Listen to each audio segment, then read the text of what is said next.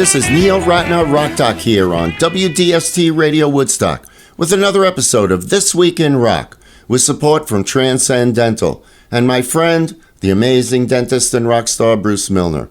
Visit Transcendental, his stunning new office at 2 Maverick Road on the corner of Maverick Road and Route 375. On April 23, 1971, the Rolling Stones released Sticky Fingers, their first album to reach number 1 in both the UK and the US.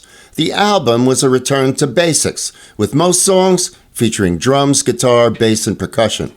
Sticky Fingers was the first studio album without Brian Jones, who died 2 years earlier, and the first studio album with guitarist Mick Taylor, with additional contributions by longtime Stones collaborators, including saxophonist Bobby Keys and keyboardists Billy Preston, Jack Nietzsche, Ian Stewart, and Nicky Hopkins.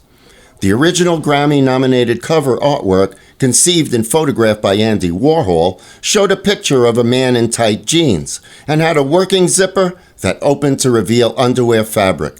Fans assumed that the cover photo was of Mick Jagger, but it was actually Joe D'Alessandro, a Warhol cohort. Can't You Hear Me Knockin', a song from the album, is unusual in that it turns into a jam. According to Bill Wyman, after the basic song ended, the continuation by the band into almost a jam is magic and only happens by chance on a few lucky occasions when the recording tape is left to run.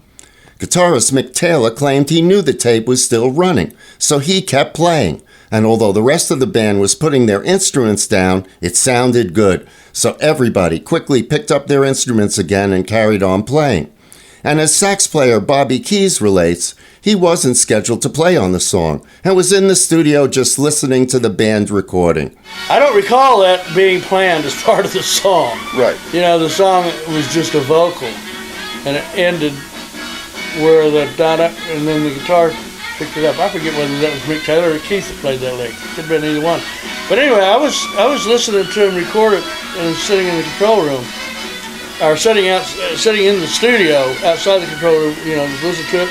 And I had my horn by my side, and I heard him playing. I had a microphone, I had my horn.